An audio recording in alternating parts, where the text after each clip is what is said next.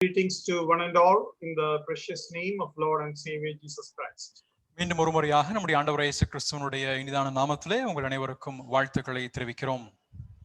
Even if we are blessed with technologies, I think all I could get is the face of my translator. Rest everybody are hiding under their camera. தொழில்நுட்பத்தினுடைய வளர்ச்சிகள் நமக்கு இருந்த போதும் கூட மொழிபெயர்ப்பாளருடைய முகத்தை மட்டும்தான் என்னால் பார்க்க முடிகின்றது. மற்ற அனைவருடைய முகங்களும் இதில் மறைக்கப்பட்டு mute பண்ணப்பட்டிருக்கிறது.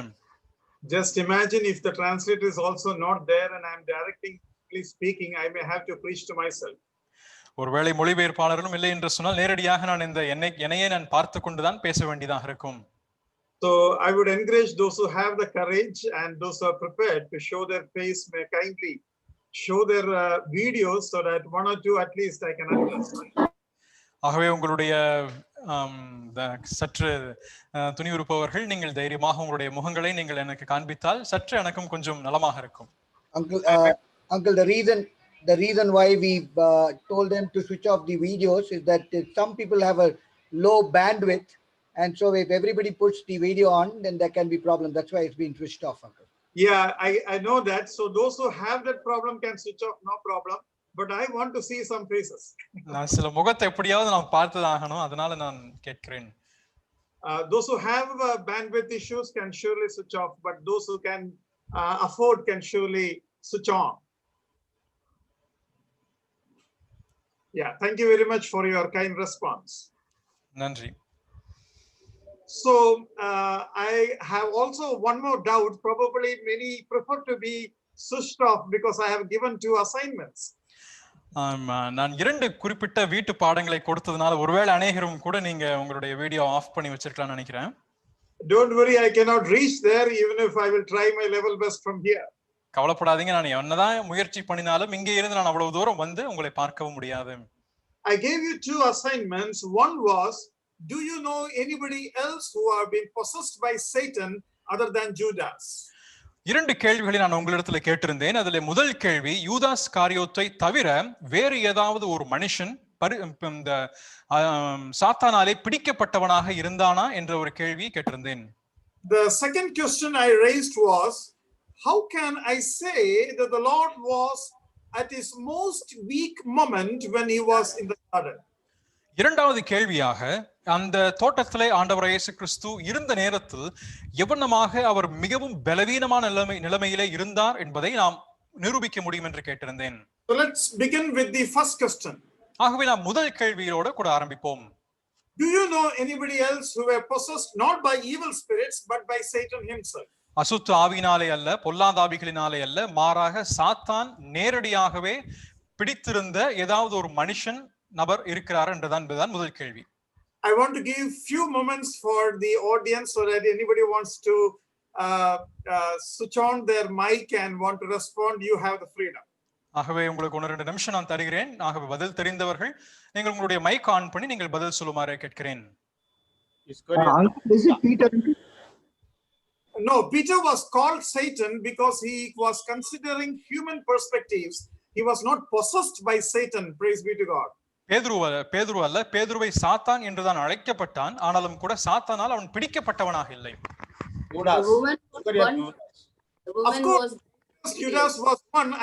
My question was, is there anyone else other than Judas who was possessed by Satan? David. Yeah, David was not possessed. He was influenced for a moment by Satan. Influenced. Something we believers experience by Satan, but I want to let you know one more thing. Believers never can be possessed by Satan or evil spirits. We can be influenced though. இங்கே தாவீதை குறித்து நாம அப்படி சொல்ல முடியாது. சால். The woman who was bent for 18 years, brother. She was under the evil spirits influence.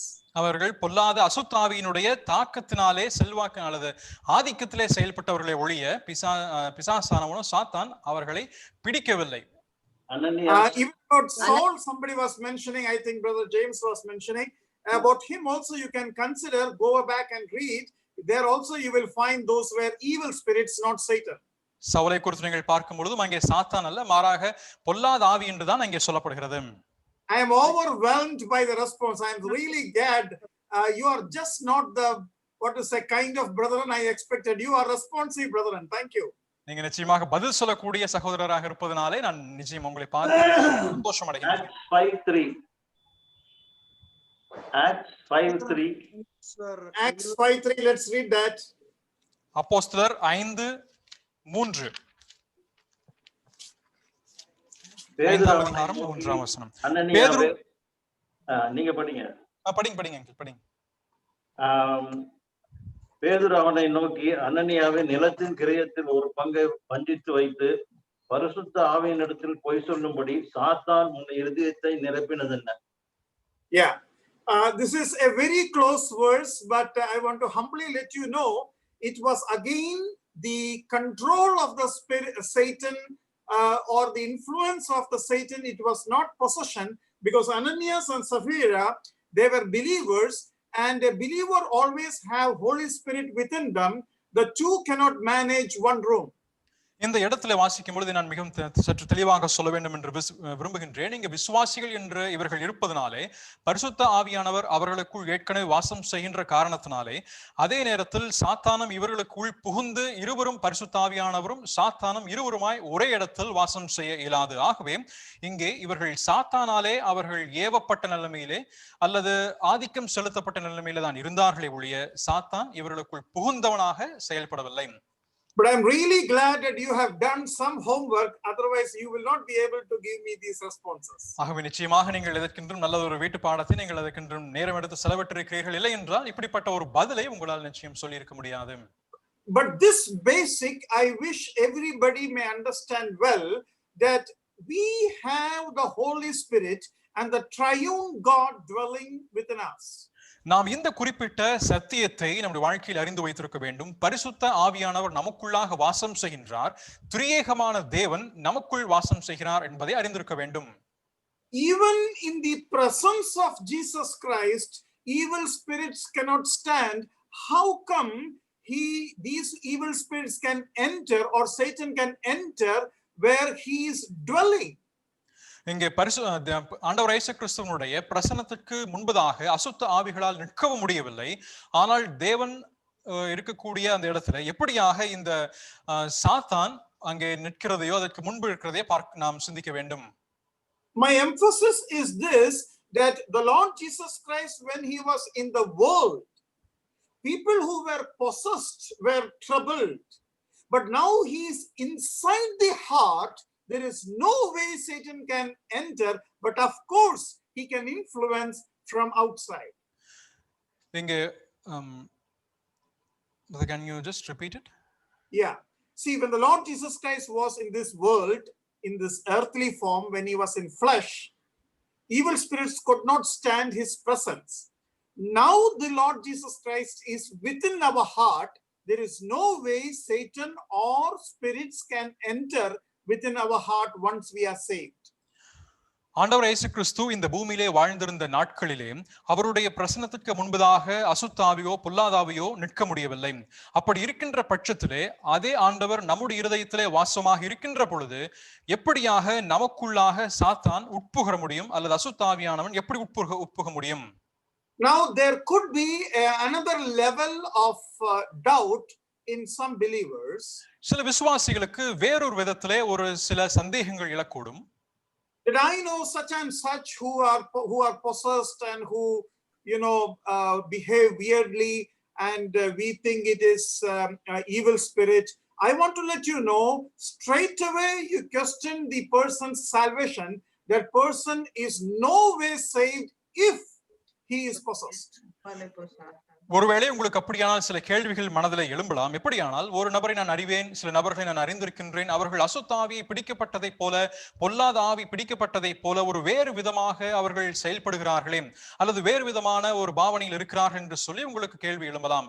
அப்படியானால் நேரடியாக அதற்கு நான் சொல்ல விரும்புகின்ற பதில் என்னவென்றால், நீங்கள் அவர்களிடம் கேட்க வேண்டிய கேள்வி என்னவென்றால், உண்மையாகவே அவர்கள் ரட்சிக்கப்பட்டிருக்கிறார்களாம்? அவருடைய ரட்சிப்பை நீங்கள் கேள்வி கேட்க வேண்டும். ஒரு நபர் உண்மையாகவே ரட்சிக்கப்பட்டிருப்பாரானால் அவருக்கு உள்ளாக அசுத்தாவி அல்லது பொல்லாதாவி ஒருபோதும் செயல்பட இயலாது. There is no way such a thing can happen that once you are saved and having the Holy Spirit within you, any kind of possession can happen. ரட்சிக்கப்பட்ட நிலைமையிலே பரிசுத்த ஆவியானவர் உங்களுக்குள் வாசம் செய்கின்ற பட்சத்திலே எவ்விதத்திலும் வேறு எந்த அசுத்தாவியோ பொல்லாதாவியோ உங்களுக்குள் உட்புகவோ உங்களை பிடிக்கவோ நிச்சயம் முடியாது. And if still somebody is possessed, it means the person is not saved. அதற்கும் மேற்பட்டு யாராவது ஒரு அசுத்தாவியினாலே பொல்லாதாவியினாலே பிடிக்கப்பட்டவர்களாக இருப்பார் என்று சொன்னால் அவர்கள் ரட்சிக்கப்படவே இல்லை என்பதுதான் அர்த்தமாகிறது. Now some may say that means how come Judas was possessed? அப்படியானால் நீங்கள் ஒருவேளை கேட்கலாம், யூதாசானவன் எப்படியாக சாத்தானால் பிடிக்கப்பட்டான் என்று நீங்கள் கேட்கலாம். Judas was never saved. He never ever called the Lord as Lord. He would always address the Lord as teacher only. இங்க யூதாஸ் காரியோத்து ஒருபோதும் ரட்சிக்கப்படவே இல்லை. அங்க ஆண்டவர் இயேசு கிறிஸ்துவை ஆண்டவரே என்று அவன் அழைத்ததும் இல்லை. அதே நேரத்தில் அவன் அழைத்தது எல்லாமே போதகரே என்று சொல்லிதான் அழைத்தான். He was called as the son of perdition by the Lord Jesus Christ himself. ஆண்டவர் இயேசு கிறிஸ்துதாமே யூதாஸ் காரியோத்தை கேட்டின் மகன் என்றுதான் அழைக்கிறதை பார்க்கிறோம். If you want, you can kindly read John chapter 17 verse 12. உங்களுக்கு அதை தெரிய வேண்டுமானால் யோவான் சுவிசேஷம் 17ஆம் அதிகாரம் 12வது வசனத்திலே அதை வாசிக்க முடியும். There he says that while I was with them in the world, I kept them in your name. Those whom you gave me, I have kept, and none of them is lost except the son of perdition, that the scripture might be fulfilled. நான் அவர்களுடனே கூட உலகத்தில் இருக்கையில் அவர்களை உம்முடைய நாமத்தினாலே காத்துக்கொண்டேன். நீர் எனக்கு தந்தவர்களை காத்துக்கொண்டு வந்தேன். வேத வாக்கியம் நிறைவேறத்தக்கதாக கேட்டின் மகன் கெட்டுப்போனானே அல்லாமல் அவர்களில் ஒருவனும் கெட்டு போகவில்லை. Now the son of perdition is a phrase which is used only for Antichrist if you exclude Judas. That means only to Judas and to Antichrist the phrase son of perdition is used. கேட்டின் மகன் என்று சொல்லப்படுகின்ற இந்த வார்த்தையானது யூதாஸ் காரியோத்தை நீங்கள் அகற்றிவிட்டால் அங்கே பிசாசானவனுக்கு மட்டுமே சொல்லப்படுகின்ற ஒரு வார்த்தையாக அல்லது எதிர் கிறிஸ்துவுக்கு சொல்லப்படுகின்ற வார்த்தையாக இருக்கின்றதை நீங்கள் காண முடியும். ஆகவே இந்த வார்த்தையானது யூதாஸ் காரியோத்துக்கும் அந்தி கிறிஸ்துவுக்கும் குறிப்பிட்டு சொல்லப்படுகின்ற வார்த்தையாகவே இருக்கின்றது. Now the bulletproof verse that Judas was not saved is from verse 9 of chapter 18. யூதாஸ் காரியோத்து ரட்சிக்கப்படவில்லை என்பதற்காக பூரணமாய் நிரூபிப்பதற்கான வசனம் யோவான் 18ஆம் அதிகாரம் 9வது வசனத்திலே பார்க்க முடியும். There the Lord says, of those whom you gave me, I have lost none. நீர் எனக்கு தந்தவர்களில் ஒருவனையும் நான் இழந்து போகவில்லை என்று. Now those who have you given me means those who are saved. Once they are in and under my flock, under my supervision, they are always safe. நீர் எனக்கு தந்தவர்கள் என்று சொல்லப்படும் பொழுது அங்கே ரட்சிக்கப்பட்டவர்களாக அவருடைய மந்தைக்குட்பட்டவர்களாக இருப்பவர்களாக இருக்கிறார்கள். அவ்வளவாக மந்தையில் இருப்பவர்கள் பாதுகாப்பிற்குள்ளாக இருக்கிறார்கள் என்று அர்த்தமாகும். Now the another important question is that which I asked you, have Satan entered in anybody else other than Judas? நான் கேட்ட மற்றொரு கேள்வி என்னவென்றால் யூதாஸ் காரியோத் அல்லாமல் வேறு யாராவது ஒருவனுக்குள்ளாக சாத்தான் புகுந்தான் என்று சொல்லப்படுகிறதா என்று கேட்டேன்.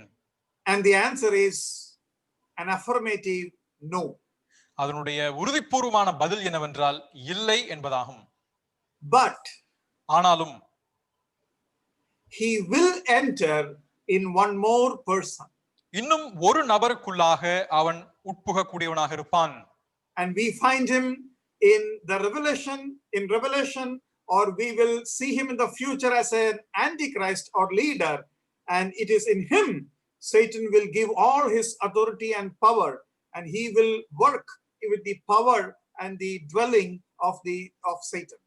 எதிர்காலத்திலே எதிர் கிறிஸ்துவாக அல்லது ஒரு நல்ல ஒரு ஆட்சியாளராக இருக்கின்ற ஒருவனுக்குள்ளாக அவன் புகுந்து அவனுக்குள் இருக்கக்கூடிய அவனுக்கு ஆற்றல் கொடுப்பதும் அவனுக்கு அதிகாரத்தை கொடுக்கக்கூடியவனாக அவனுக்கு உட்புகுந்து செயல்படக்கூடியவனாக நிச்சயம் இந்த சாத்தான் இருப்பான் என்பதை காண முடிகிறது. We will not read now, but those who want to have a reference can go through Revelation chapter 13 from verse 2 onwards. உங்களுக்கு அந்த வசனத்தை நாம் இப்பொழுது வாசிக்க போவதில்லை. நீங்கள் குறிப்பிடுகிறவர்களுக்காக சொல்கிறேன். வெளிப்படுத்தின விசேஷத்தினுடைய 13ஆம் அதிகாரம் 2ஆம் வசனம் துவங்கி அவற்றை வாசிக்க முடியும். Now what I wanted to say is that this is worth noticing, in the whole human history, Satan has entered only in one and will enter only in one. இங்கே முழு சரித்திரத்திலும் நீங்கள் பார்க்கின்ற பொழுது இதுவரைக்குமாய் சாத்தான் ஒருவனுக்குள்ளாக மட்டும்தான் புகுந்திருந்தான். இதற்கு மேல் ஒருவனுக்குள் மட்டுமே புகப் போகிறான் என்பதையும் காண முடிகிறது. There we can learn certain important lessons. இங்கே இருந்து சில முக்கியமான பாடங்களை நாம் கற்றுக்கொள்ள முடியும். One lesson is that he entered in Judas because Judas was directly going against Jesus Christ, worth calling him Antichrist. That means against Christ. இங்கே யூதாஸ் காரியோத்து என்பவன் நேரடியாகவே கிறிஸ்துவுக்கு எதிராக செயல்படக்கூடியவனாக, எதிராக செல்லக்கூடியவனாக இருந்தான். அது நிமித்தமாக அவனை எதிர் கிறிஸ்து என்ற நிலைமையிலே அவனை குறித்து நாம் அழைக்க முடியும். Second point is that Satan is such a powerful angel that it is very small thing to enter into any human being just for the sake of possession. இங்கே சாத்தானானவன் ஒரு வல்லமை நிறைந்த தூதனாக இருக்கின்றதுனாலே சும்மா சின்ன ஒரு காரியத்திற்காக அவன் ஒரு மனுஷனுக்குள் புகப் போவதில்லை. புகுவது அவனுக்கு சாதாரணமான காரியம். And he would never get into normal people like us, because or like any other sinner. He want to really and directly counter God, and if anybody is ready for that, it is him whom he will choose. அவன் நம்மை போல இருக்கின்ற சாதாரணமாக மற்ற ஜனங்களுக்குள்ளாக அவன் புகப்போவதில்லை. மாறாக நேரடியாகவே அவன் துணிவோடு ஏதாவது ஒரு மனிதன் தேவனுக்கு எதிர்த்து செயல்படக்கூடிய ஒருவனாக இருப்பான் என்றால் அந்த மனுஷனுக்குள் புகுவதாக நாம் காண முடியும். It shows how powerful he is. அவன் எவ்வளவு வல்லமை சக்தி நிறைந்தவனாக இருக்கிறான் என்பதை இதன் மூலமாய் அறிய முடிகிறது. The fourth thing I want to say is, நான்காவதாக நான் சொல்ல வேண்டும் என்று விரும்புகிற விஷயம், none of the evil spirit have ever dared to face or counter the Lord Jesus Christ. Hence, Satan has to come forward to do this task. எந்த ஒரு அசுத்தாவியோ எந்த ஒரு பொல்லாதாவியோ ஆண்டவர் இயேசு கிறிஸ்துவுக்கு முன்பதாக துணிவோடு தைரியத்தோடு வந்து நின்றதில்லை. ஆகவே இந்த குறிப்பிட்ட செயலை நிறைவேற்றுவதற்காக சாத்தான் தாமே நேரடியாய் வந்து நிற்க வேண்டிய அவசியம் இருந்தது. But now I am going to give you even more a mischievous question. இன்னும் சற்று மர்மமான ஒரு கேள்வியை உங்களிடத்தில் நான் கேட்க போகிறேன். How many times Satan entered Judas? யூதாசுக்குள்ளாக சாத்தான் எத்தனை முறை உட்புகுந்தான்? One time or more than one time? ஒரு முறையா அல்லது ஒன்றுக்கும் மேற்பட்ட முறையா?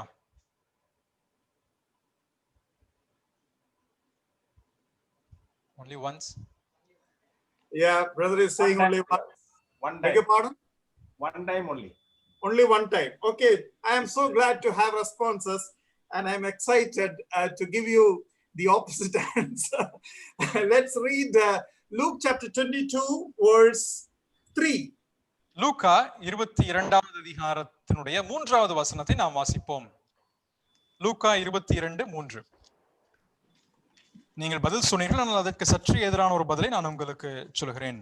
அப்பொழுது 12 ஒருவனாக யூதாஸ் காரியோத் என்னும் மறுபேர் கொண்ட யூதாசுக்குள் சாத்தான் புகுந்தான். So this is happening in Luke chapter 22, that is well before the Passover. இங்க லூக்கா 22ஆம் அதிகாரத்தில் சொல்லப்படுகின்ற இந்த வார்த்தையானது பஸ்கா பண்டிகை நடைபெறுவதற்கு அநேக நாட்களுக்கு முன்பதாக நடைபெற்றதாகும். And once the Satan entered, in verse 4 we read, he went and conferred with the chief priests and captains how he might betray him. சாத்தான் அவனுக்குள் புகுந்த பின்பதாக 4வது வசனத்திலே அவன் பிரதான ஆசாரியரிடத்திலும் சேனை தலைவர்களிடத்திலும் போய் அவரை காட்டிக் கொடுக்கும் வகையை குறித்து அவர்களோட கூட ஆலோசனை பண்ணினான். That was the first time Satan entered him according to the records.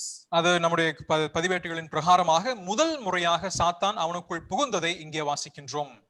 And then we have chapter 13 of John's Gospel in verse 26 and 27. யோவான் சுவிசேஷம் 13ஆம் அதிகாரம் 26 27வது வசனத்திலே மற்றும் ஒன்று சொல்லப்படுகிறது. Can you please read, brother? ஒருவன் எனக்கு ஊழியம் செய்கிறவனானால் என்னை பின்பற்ற கடவன். நான் மன்னிக்கவும் 13 verse 26 and 27.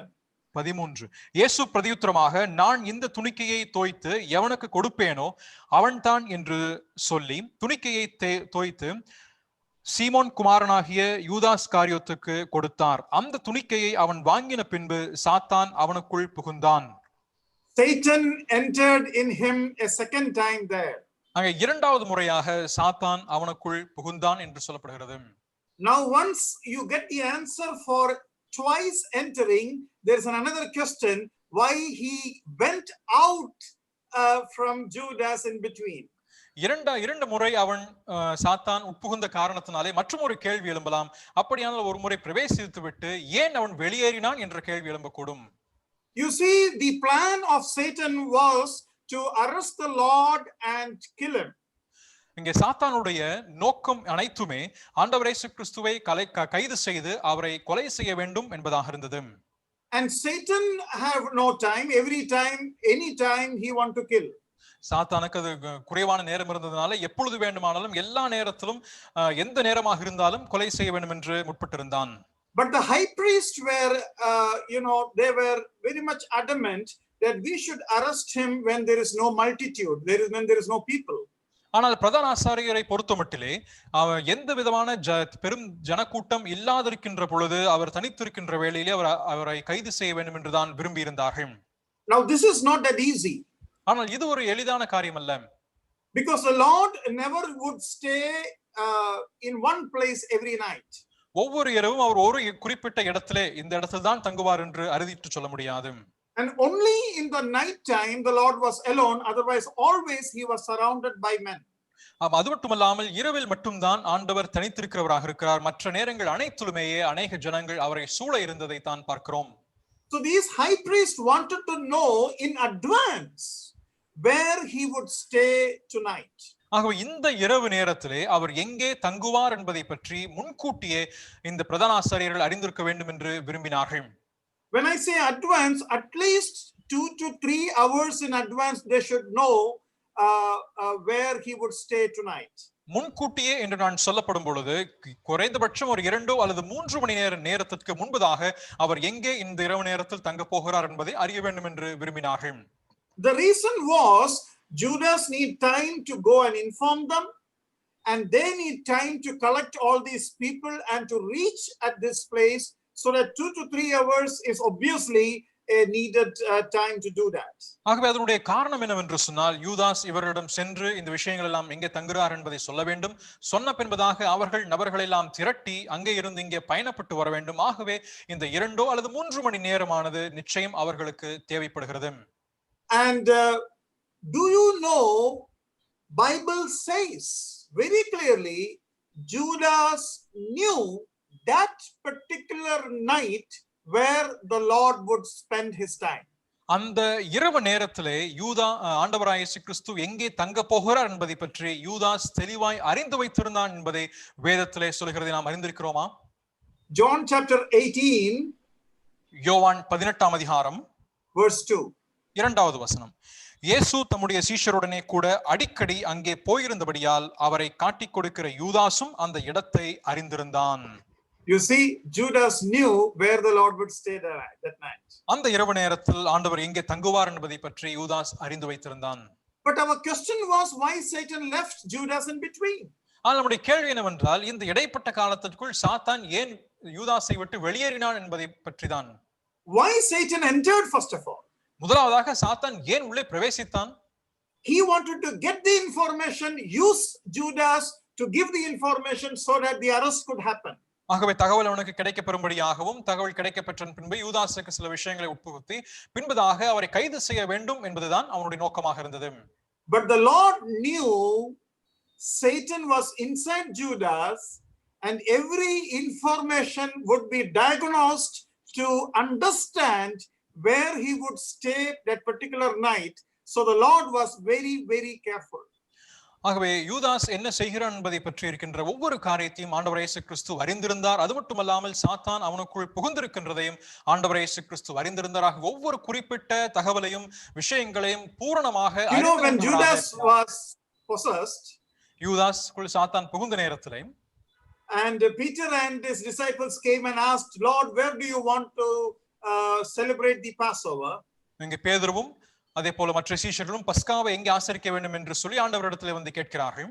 Judas was keen to listen where it would be. அது எங்கே இருக்கும் என்று சொல்லி யூதாஸ் மிகவும் கூர்ந்து கவனித்துக் கொண்டிருக்கிறான். And the Lord knows it. ஆண்டவர் அதை அறிந்திருக்கிறார்.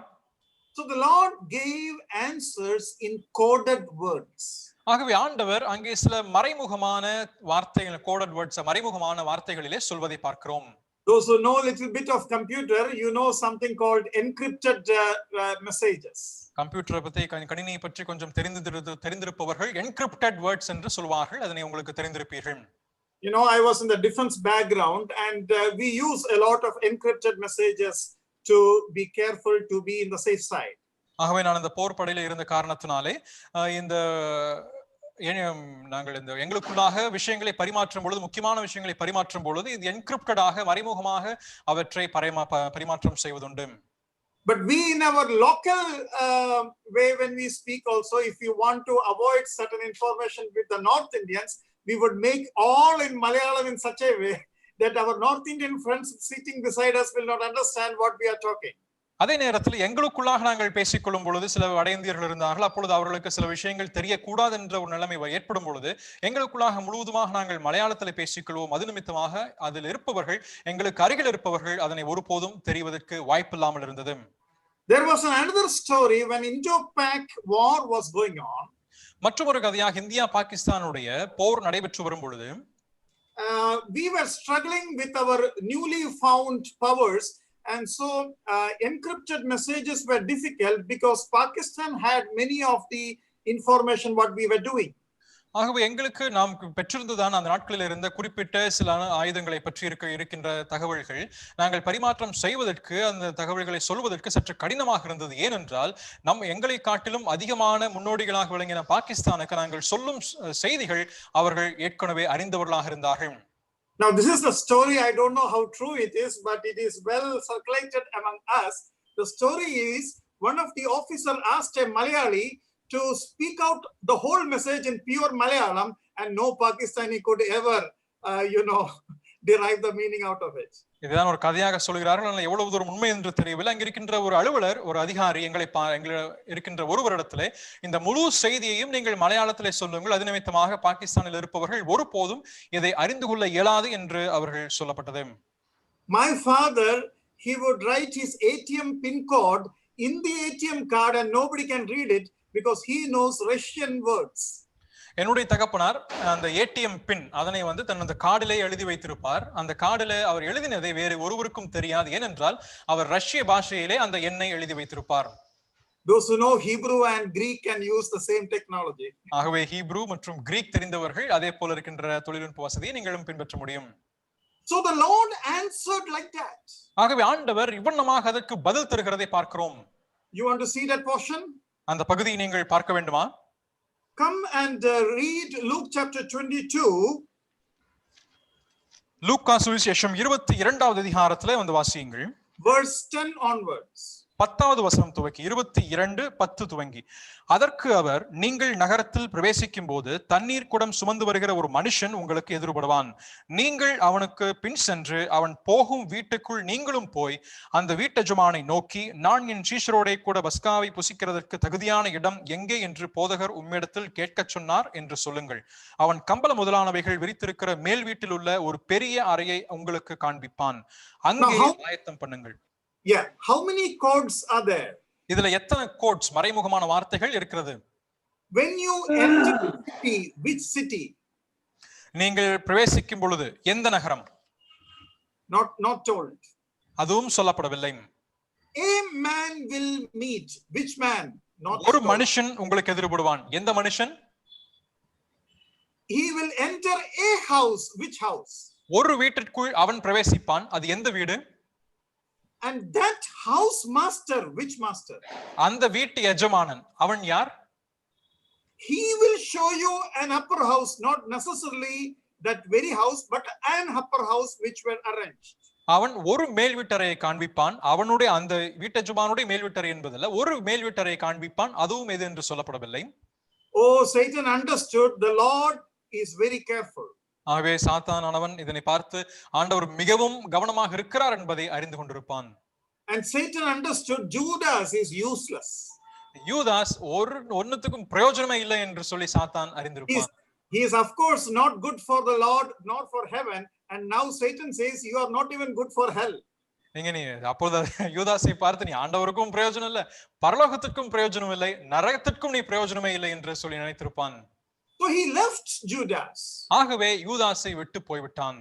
But now at the moment he gave the bread, Satan understood now I can use Judas because Judas knows the garden and Judas I can use to inform the high priest. So he suddenly entered Judas once again.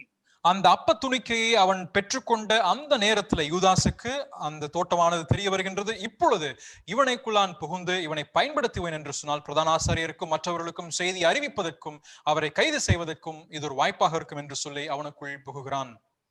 Satan uses everyone, especially he is interested with the qualified one. இங்கே சாத்தான் அனைவரையும் அவன் AV பயன்படுத்தக்கூடியவனாக இருக்கிறான். குறிப்பாக நல்ல தகுதி படைத்தவர்களை, திறமையானவர்களை அவன் பயன்படுத்துகிறான். But here we have a very comforting and wonderful lesson to learn. ஆகவே இங்கே நமக்கு ஒரு ஆறுதலாக இருக்கின்ற ஒரு பாடம் ஒன்று உண்டு. Satan uses and abuses and then throws you away. இங்கே சாத்தான் நம்மை பயன்படுத்தி நம்மை தவறான முறையிலே உபயோகித்து விட்டு பின்பு எரிந்து விடுவான். I mean about unbelievers, of course. நான் நிச்சயமாக சொல்வது அவிசுவாசிகளை பற்றி மட்டும்தான்.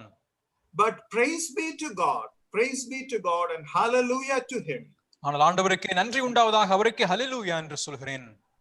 It's written very very plainly அது that மிக மிக the comforter will come and he will dwell in you, and before he comes itself the Lord promises he would abide in you forever. John chapter 14 verse 16. ஆனால் ஆண்டவர் இயேசு கிறிஸ்து நமக்கென்றும் சொல்லப்படும் பொழுது ஒரு தேற்றரவாளன் வருவார். அந்த தேற்றரவாளன் வருவதற்கு முன்பதாகவே ஆண்டவர் சொல்லும் பொழுது யோவான் சுவிசேஷம் 14ஆம் அதிகாரம் 19 வாசிக்கும் பொழுது அவர் வந்து உங்களுக்குள்ளாக வாசம் செய்வார் என்று சொல்லப்படுகிறது. He does not dwells in you because you are usable or you are abusable, but he comes in you to dwell in you. He comes to comfort you, not to use you. அவர் உங்களை வந்து உங்களுக்குள்ளாக இருந்து உங்களை பயன்படுத்துவதற்கோ அல்லது தவறான முறையில் பயன்படுத்துவதற்கோ அல்லது உங்களை விட்டு போவதற்கோ அல்ல, மாறாக அவர் வந்து உங்களிடத்திலே தங்குவது உங்களை தேற்றரவாளனாகவே தங்குகிறார் என்றுதான் சொல்லப்படுகிறது. Satan will enter in a person unashamedly any number of times if he finds him usable, and then he will throw away into the potter's field, just commit suiciding. But we see that when the Lord comes, he would never ever forsake us and he would live in us forever. ஒரு மனுஷனை பயன்படுத்த முடியும் என்று சொன்னால் சாத்தான் அவனை பயன்படுத்தி விட்டு அவனை தவறான முறையில் உபயோகித்து விட்டு பின்பதாக அவனை கொண்டு அந்த நிலத்துல எரிந்து விட்டு அவன் தூக்கிலிடும்படியாய் செய்து விடுவான். ஆனாலும் நம்முடைய ஆண்டவர் சொல்லப்படுகின்ற இந்த பரிசுத்த ஆவியானவர் என்பவர் நமக்குள்ளாக வந்து நித்திய காலம் முழுவதுமாக வாசம் செய்யக்கூடியவராக இருக்கின்றார். Now the next question I raised was when was the Lord weakest, the most weak? அடுத்ததாக நான் எழுப்பின கேள்வி என்னவென்றால் ஆண்டவர் இயேசு கிறிஸ்து எப்பொழுது மிகவும் பலவீனம் அடைந்தவராக இந்த தோட்டத்தில் இருந்தார் என்பதாகும். The Lord was of course in his flesh in this world. நிச்சயமாக ஆண்டவர் இயேசு கிறிஸ்து இந்த பூமியிலே வாழ்ந்த நாட்களிலே மாம்ச சரீரத்தில் இருந்தார். But let me ask you a question. Does Bible ever mention the weakness of God? ஆனால் வேதம் எப்பொழுதாவது ஒரு முறை இந்த தேவனுடைய பலவீனத்தை பற்றி குறிப்பிட்டு சொல்லி இருக்கிறதா என்று கேட்கிறேன். Let's read two portions. இரண்டு பகுதியை நாம் வாசிப்போம். Yes brother, thank you very much. We will read two portions. இரண்டு வேத பகுதி வாசிக்கலாம். Chapter 13 verse 4. Luke 13. 2 Corinthians chapter 13 verse 4. 2 கொரிந்தியர் 13ஆம் அதிகாரம் 4வது வசனம். 2 கொரிந்தியர் 13:4. ஏனெனில் அவர் பலவீனத்தால் சிலுவையில் அறையப்பட்டிருந்தும் தேவனுடைய வல்லமையினால் பிழைத்திருக்கிறார். அப்படி நாங்களும் அவருக்குள் பலவீனராய் இருந்தும் உங்களிடமாய் விளங்கிய தேவனுடைய வல்லமையினாலே அவருடனே கூட பிழைத்திருப்போம். He was crucified in weakness. அவர் பலவீனத்தினாலே சிலுவையில் அறையப்பட்டிருந்தும். Now let's read one more portion, 1 Corinthians chapter 1 verse 25. மற்றொரு வேத பகுதியாக 1 கொரிந்தியர் 1ஆம் அதிகாரம் 25வது வசனம். இந்தப்படி தேவனுடைய பைத்தியம் எண்ணப்படுவது மனுஷருடைய ஞானத்திலும் அதிக ஞானமாய் இருக்கிறது, தேவனுடைய பலவீனம் எண்ணப்படுவது மனுஷருடைய பலத்திலும் அதிக பலமாய் இருக்கின்றது. Well, we have two verses recording about the weakness of God. இரண்டு குறிப்பிட்ட வசனங்கள் தேவனுடைய பலவீனத்தை பற்றி சொல்லப்படுகிறதை பார்க்கிறோம். Now why we are interested to know the weakness of God? தேவனுடைய பலவீனத்தை பற்றி அறிந்து கொள்வதற்கு ஏன் நாம் அதிகமாக சுவாரஸ்யம் உள்ளவர்களாக இருக்கின்றோம்? It is to prove even in that moment all he was thinking was the protection of his disciples than his own. அந்த நேரத்திலே அவருடைய சிந்தை முழுவதுமாக தன்னுடையவர்களாக இருக்கின்ற தன்னுடைய சீஷர்களை பாதுகாக்க வேண்டும், காப்பாற்ற வேண்டும் என்பதே அவருடைய சிந்தையாக இருந்தது. First of all, we will read Mark chapter 14 verse 33 and 34. முதலாவதாக மார்க்கு சுவிசேஷம் 14ஆம் அதிகாரம் 33 34வது வசனத்தை நாம் வாசிப்போம். பேதுருவையும் யாக்கோபையும் யோவானையும் தம்மோடே கூட கூட்டிக் கொண்டு போய் திகிலடையவும் மிகவும் வியாகுலப்படவும் தொடங்கினார். அப்பொழுது அவர், என் ஆத்துமா மரணத்திற்கேதுவான துக்கம் கொண்டிருக்கிறது, நீங்கள் இங்கே தங்கி விழித்திருங்கள் என்று சொல்லி. There we see the Lord was so amazed.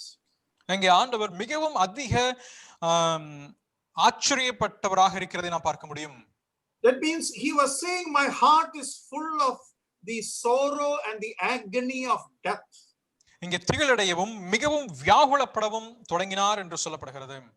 You know, we cannot understand the depth of agony the Lord went through. ஆண்டவர் அடைந்திருந்த அந்த வியாகுலத்தினுடைய ஆழம் என்னவென்று நம்மால் நிச்சயம் புரிந்து கொள்ள முடியாது. The reason why is that the Lord knew all what would happen to him. தனக்கு என்னவெல்லாம் நடைபெற போகின்றது என்பதை முழுவதுமாக ஆண்டவர் அறிந்தவராக இருந்தார்.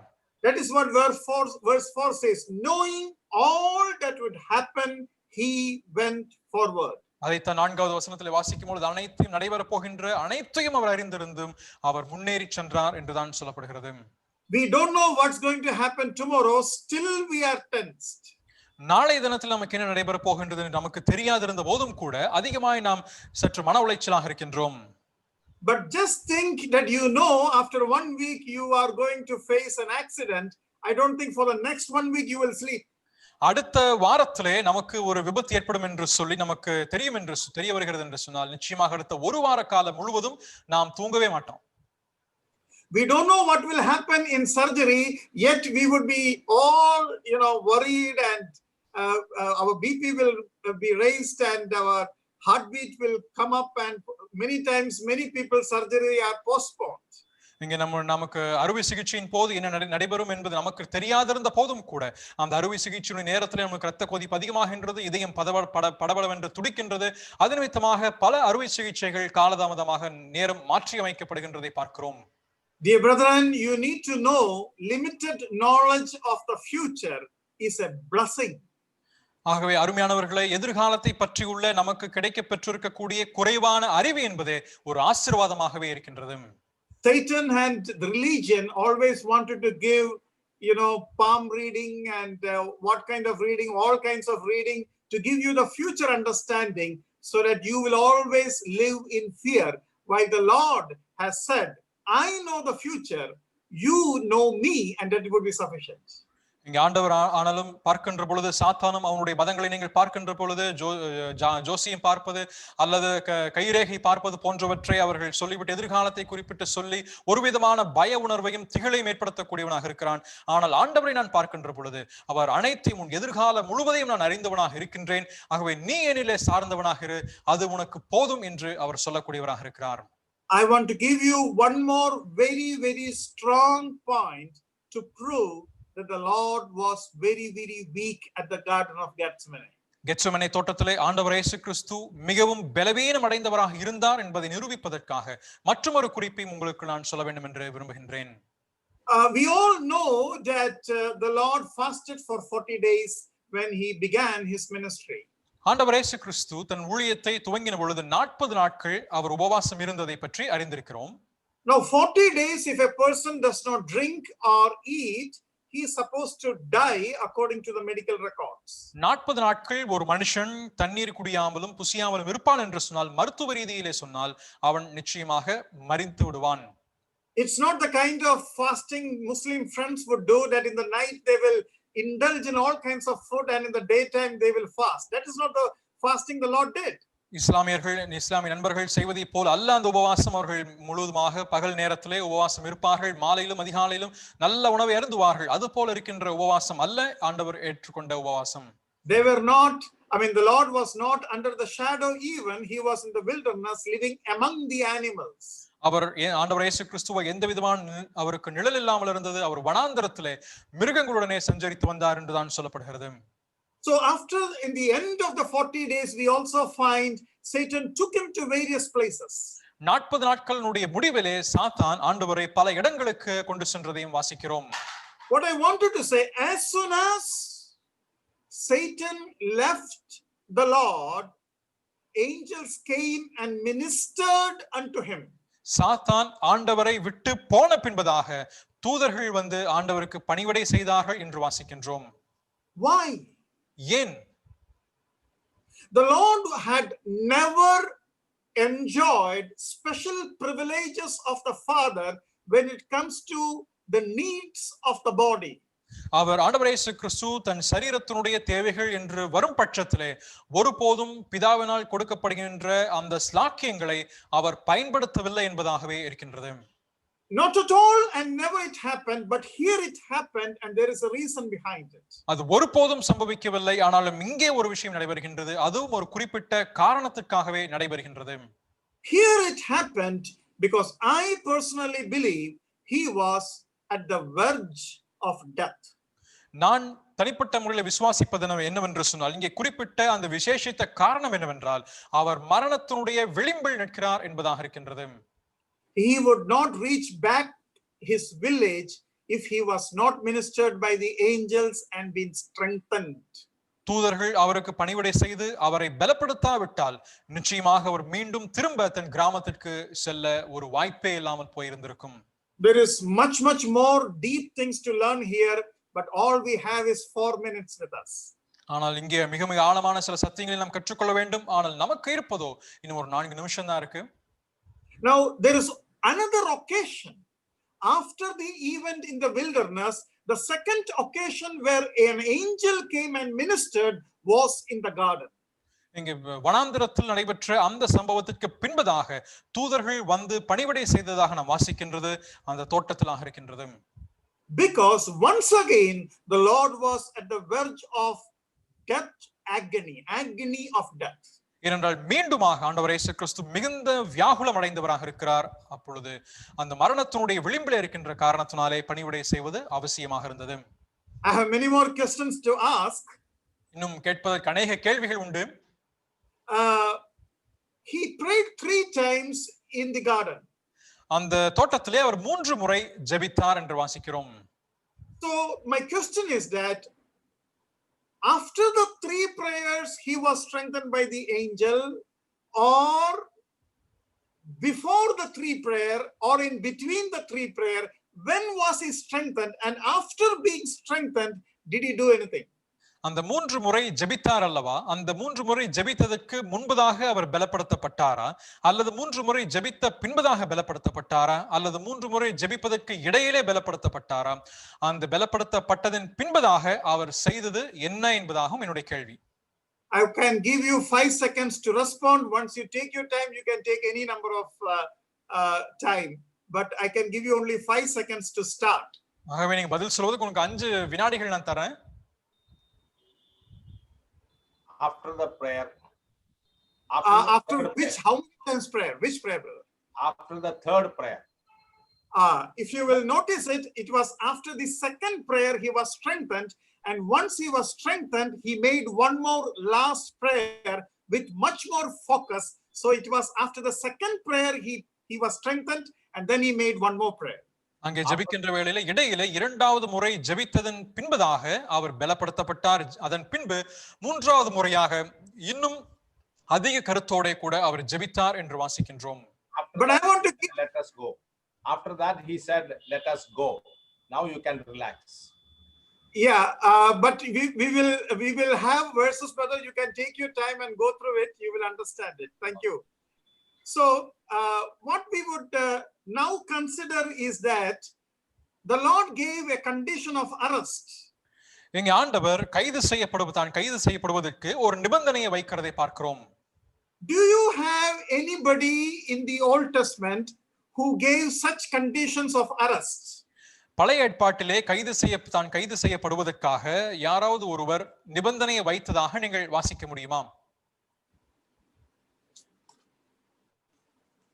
Anybody who gave condition of arrest? கைது செய்யப்படுவதற்கு நிபந்தனை வைத்ததாக வாசிக்க முடியுமா? Elijah? Yeah, not Elijah actually. It was yeah, of course, Elijah. Elijah was one who gave a condition of arrest.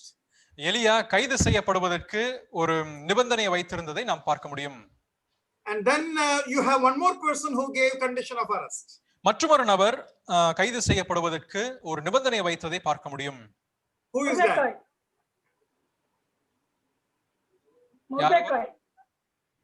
Mordecai? Yeah. I don't know about that. Maybe I should read it once again. But the one who is in my mind is Samson. அது மொர்தெகாய் என்று தெரியவில்லை, நான் வாசித்து பார்க்க வேண்டும். ஆனால் என்னுடைய மனதில் இருப்பவர் சிம்சோன் ஆகும். Samson said, if you will not kill me, you can tie me with a new rope. என்னை நீங்க கொலை செய்யவில்லை என்று சொன்னால் என்னை புதிய கயிறுகளாலே கட்டலாம் என்று அவன் சொல்கிறான். In both the places we see the condition given was for a reason. இந்த இரண்டு இடத்திலுமேயே ஒரு குறிப்பிட்ட காரணத்திற்காகத்தான் அந்த நிபந்தனை கொடுக்கப்பட்டதை பார்க்க முடியும். And in the case of Elijah, the Lord says, now you can go because now you are safe. இங்கே எலியாவினுடைய விஷயத்திலே நாம் பார்க்கின்ற பொழுது இப்பொழுது நீ போகலாம், பாதுகாப்பு பத்திரமாக இருக்கிறாய் என்று ஆண்டவர் எலியாவை பார்த்து சொன்னார். So what we see is that there the two men who came to arrest Elijah, they were very arrogant when they spoke. எலியாவை கைது செய்வதற்காக வந்திருந்த இரண்டு நபர்கள் மிகவும் அகந்தையுடையவர்களாக எலியாவினிடத்தில் பேசுகிறதை பார்க்க முடியும். But on the two groups who came were killed by fire, they were consumed by fire. அந்த இரு குழுவினருமே அங்கே அக்கினியினாலே சுட்டரிக்கப்பட்டார்கள் என்பதை நாம் பார்க்கிறோம். And then we see the third man coming in a very lowly, humble way. பின்னும் மூன்றாவது வரக்கூடிய நபர் மிகவும் தாழ்மையாக அவன் வருகிறதை பார்க்கிறோம்.